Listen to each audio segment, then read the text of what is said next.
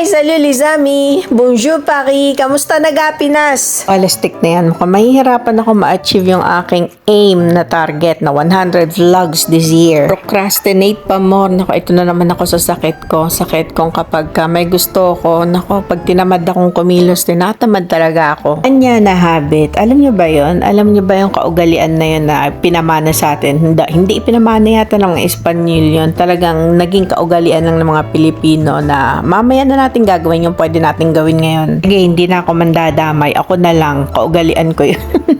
Siguro dahil may pinagdadaanan ako o talagang ganun ako, papalusot pa ako. Kaya kung ikaw meron ding procrastination na ugali, welcome to the clan. Ano naman talaga minsan no? Minsan may gusto tayo, marami tayong iniisip, marami tayong idea, pero yung katawan natin ayaw sumunod sa iniisip natin. Wala ba nakakaranas nito o kayo din? O dahil baka talagang kayo yung pinagdadaanan lang at yung pinagdadaanan ko nga, nilagyan ko ng pamagat, Healing Saga. O diba dahil doon sa isang vlog ko, ang aking pamagat ay making memories with my ex. O dito naman tayo sa pagpapagaling ko, samahan nyo ako. Paano natin yung utak natin, yung isip natin. Ako lang palalabanan ko yung isip ko na wala nang ginawa kundi bumalik sa ex ko. Lalabanan ko yung sarili ko na nagpupumilit na magmukmok. Kailangan kong lumabas at kailangan kong magpaaral para kahit papano ma-divert ang utak ko. Bakit nga kasi ganun? Ang hirap tanggalin sa isip. Pag napaunang na yung isip mo, yung katawan mo sumusunod at ang hirap-hirap labanan. Talagang kakailangan mo ng maraming enerhiya, maraming lakas ng loob at maraming tapang. 5 buwan matapos nung sobrang napakasakit na pagkakataon na yun, 5 buwan, ito, May na, nag-uumpisa na akong labanan yung sarili ko. Alisin yung sarili ko sa pagkakalugmok. May ko ginawa yung video na to pero ine-edit ko, June na.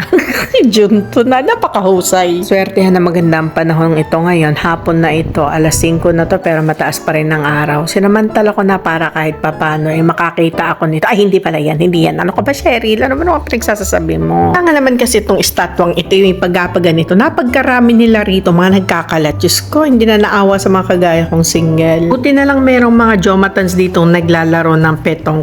Kung sa atin, Jolens yung nilalaro natin. Ito, nako, pag ikay tinamaan nito, mabigat-bigat to. Yung dating nilalaro nating shackle ba yun? Alam niyo ba yung shackle, yung hahampasin mo ng baton tapos lilipad? Ito, mabigat-bigat to. Dapat tumama to dun sa maliit or mas malapit siya dun sa pinaka-touching. Touching o pamato. Ratong katumbas ng tumbang preso sa atin. Kaya lang ito, bakal niyang mabigat. Yung sa atin, lata yung binabato natin, di ba? Gamit ang mga tsinelas natin. Ito naman, may maliliit-liit na parang pinaka-pamato niya. Kumbaga parang pinaka-lata. Katumbas ng lata sa atin sa Pilipinas. Alam mo nga, gaganyan-ganyan lang yan, no? Pero pag tag-araw na maraming naglalaro niyan dito. Isa nga sa pakulo ng Ville na ito, parang munisipyo sa atin sa Pilipinas, ay itong mga pa-Easter egg hunting nila. O, di ba halata mo, April pa to. April pa nga ito. Amo, akala ko nung may ko kinuha to, Diyos ko, Easter pa pala, April pa. Ang tagal na.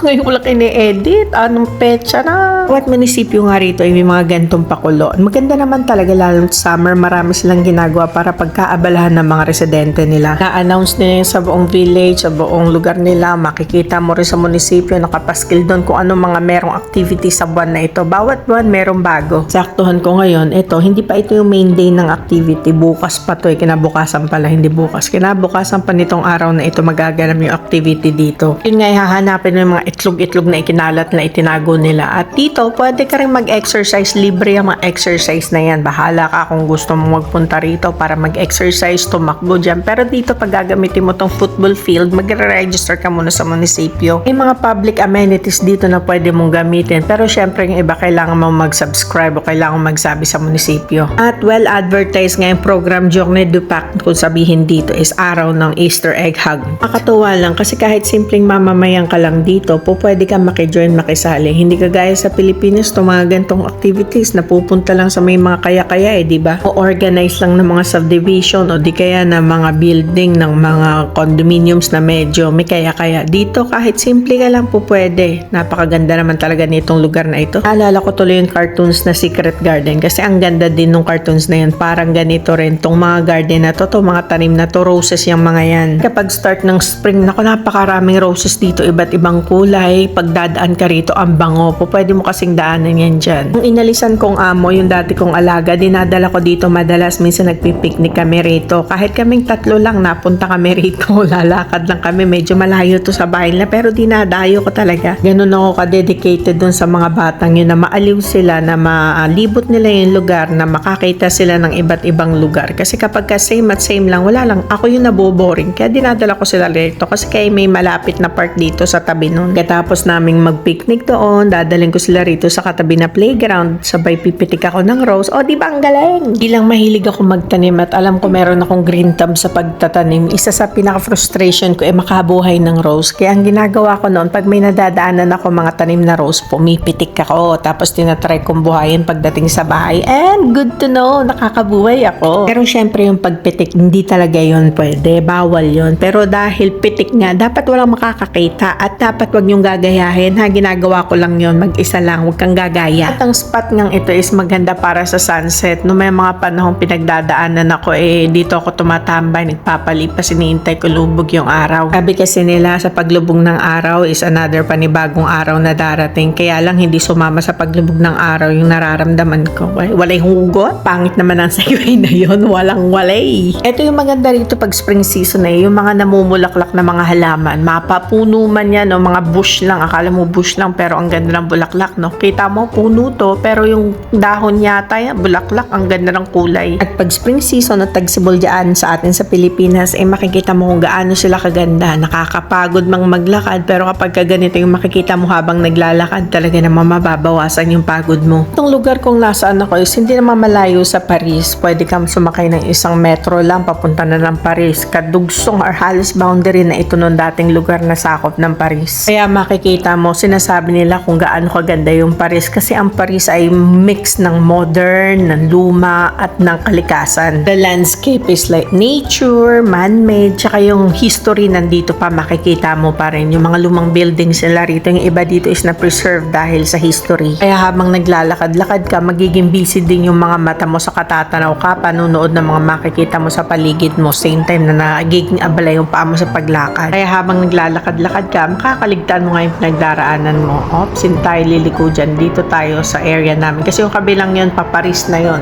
Hindi yun totally Paris, pero dating sakop ng Paris yung lugar na yun. Tatawid tayo ng tulay, makikita natin itong ilalim nito is ilog to karugtong to ng malaking ilog dito sa France. At dito may makukuha kami, mabibingwit kang isda. Nung nakaraan kasi may nakita ako na mimingwit ng isda rito. At hindi lang basta-bastang isda yung nabingwit nila. Napakalaking isda kaya nung nabingwit nila yun. Tingin ko nga karpa Hindi ko alam kung anong tawag dun pero ang laki. Trivia lang pala dito, hindi ka po pwedeng basta-basta lang umupo dyan, maghagis ng pamingwit mo at mangisda. Hindi pwedeng ganun-ganun. Dapat meron kang permiso. Kukuha ka dapat ng permit para ikaw ay magkaroon ng karapatang mamingwit. Kaya masasabi ko dito, ginagastosan talaga nila yung pagiging mamimingwit nila. Kasi kung makikita mo yung mga pamingwit nila, ang gandang mga klase din naman talaga. Tsaka yung pag-apply pa lang ng permiso, syempre may bayad din yun, no? Talang sa Pilipinas, pwede ka mamingwit hanggat gusto mo. Kung pwede ka manguha ng isda, bahalak sa buhay mo.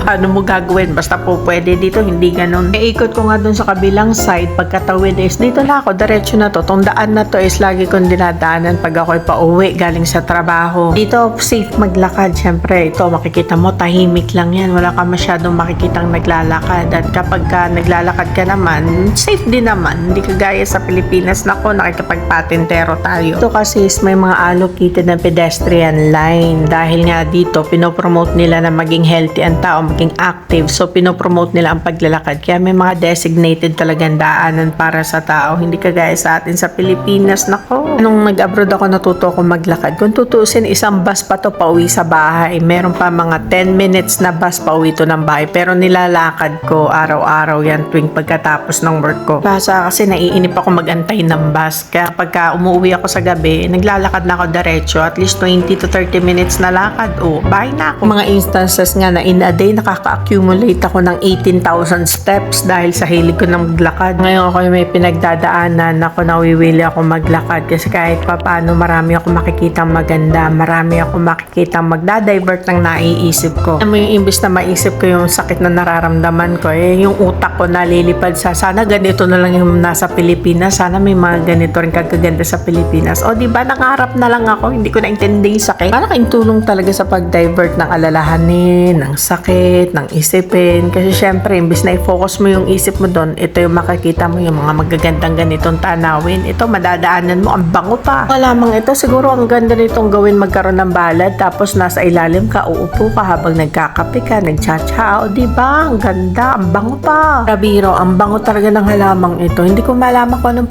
tawag dito, pero ang ganda nito. Ang dami nito rito sa dinadaanan kong to eh. At ang bango pag dumadaan ako, tumitigil talaga ako para singutin lang sila. Ang side lang nito is yung babahin ka talaga ng babahin, lalo na't ma-allergic ka sa pollen. Nako, kalaban. Pagkatapos ko nga magliwaliw ng kung saan-saan na ako nakarating, dadaan naman ako sa isang bilihan dito. Kailangan kong bumili ng aming kakainin dahil ako'y walang kakainin. Dahil nga ako'y palagi may trabaho, pagka may pagkakataon, dito ako namimili. Mimili tayo ng mga ilang stocks para kahit papano naman is may makain sa bahay. Kasi pagka nagkakaubusan, minsan syempre tinatamad na ako lumabas. Kaya pagka ganito, dunadaan na ako rito. Ang mabilisang self-service lang at tapos ka na agad. Hindi naman maraming pinamimili ko. Syempre, depende lang kung ano yung kailangan sa bahay. Kasi minsan meron na rin naman mga natitira pang pagkain sa bahay. Kaya paano hanggang dito na lang muna. Salamat sa pagsama sa akin sa aking healing process. Wow, healing process. Sa susunod uli, sana samahan niyo ako. Hindi niyo man ako samahan, mag-upload pa rin ako. Target ko kayong 100 vlogs a year na pinaplano ko. Ay nako. Paano ba yan? Hanggang dito na lang muna. A bientôt, merci. À la prochaine. Salamat.